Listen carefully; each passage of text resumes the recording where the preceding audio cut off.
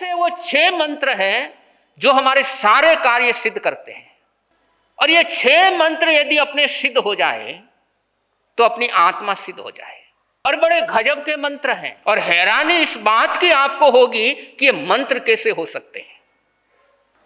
लेकिन प्रभु ऐसी साधना देते हैं, और अरिष्ट नेमि क्यों, हर तीर्थंकर साधक को यही साधना।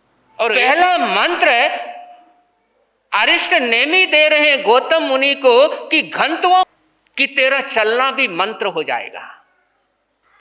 अपना चलना भी मंत्र हो सकता है काम सिद्ध करने का, यदि चलना आ जाए। और चलना नहीं आता इसलिए समस्याएं आती है, और चलना आ जाए तो समस्या नहीं, जहां भी जाए वहां समाधान दिखेगा। लोगों की एक कॉमन प्रॉब्लम है, विशेष तौर पर नेता लोगों की, कि दूसरे लोग मेरी टांग बहुत खींचते हैं।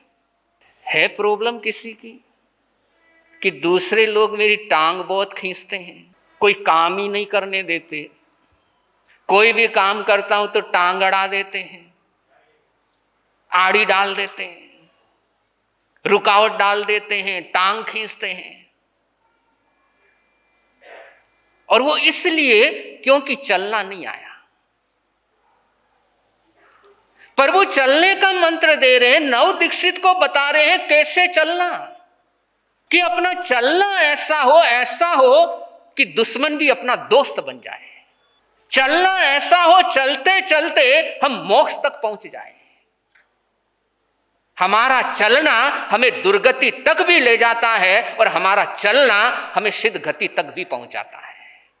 और चलना यदि सही तरीके से नहीं आता तो दोस्त भी दुश्मन हो जाते हैं। इसलिए प्रभु पहला मंत्र देते हैं कि चलना, ये चलना सिर्फ चलना नहीं है, चलना भी साधना है। साधना सिर्फ आंख बंद करके बैठने से ही नहीं होती है, चलते चलते साधना हो सकती है। चलने से आगमकार कहते हैं, चलने से पाप कर्म का बंध भी होता है, और चलने से कर्मों की निर्जरा भी होती है। और चलना यदि आ गया तो कोई भी अपनी टांग खींचेगा नहीं। और ये बिल्कुल कॉमन है कि कोई भी अपनी टांग कब खींचेगा, सामने वाले का स्वार्थ होगा तो टांग खींचेगा, कारण हो गया। लेकिन कोई भी टांग यदि खींचेगा तभी कि जब हम आगे चल रहे हैं और सामने वाले को हम अपने पीछे चलाने की कोशिश करते हैं। सामने वाला चाहता है कि वो हमारे को आगे करे, आगे भी नहीं करे तो कम से कम साथ में लेकर के चले। लेकिन हम ने तो उसको आगे करते हैं, ने अपने साथ में रखते हैं। अब वो अपने पीछे चलेगा, और जो पीछे चलेगा उसको टांग खींचने का मौका मिलेगा। इसलिए देखो अपने आसपास कौन है जो अपनी बार बार टांग खींचने की कोशिश करते हैं। उसको भले ही अपने से आगे मत करो, लेकिन उसका हाथ अपने हाथ में ले लो। और जब उसका हाथ अपने हाथ में आ गया तो टांग कैसे खींचे। सिंपल लॉजिक है कि कोई भी टांग तब खींचता है जब हम उसको पीछे रखते हैं और खुद आगे रहते हैं, उसको कभी मौका ही नहीं देते। और फिर वो मन ही मन झलता है, वो मौके की तलाश में रहता है, कब मेरे को मौका मिले और कब मैं अपना काम करूं। श्री राम ने रावण पर विजय पा ली, और लंका का राजा किसको बना दिया, विभीषण को बना दिया। लक्ष्मण को भी बना सकते थे, उसका भाई था, उनका भाई था, लक्ष्मण को भी बना सकते थे, विभीषण को ही क्यों बनाया। इतनी सी यदि बात समझ में आ जाए तो समझ लेना चलना अपना बरोबर हो रहा है।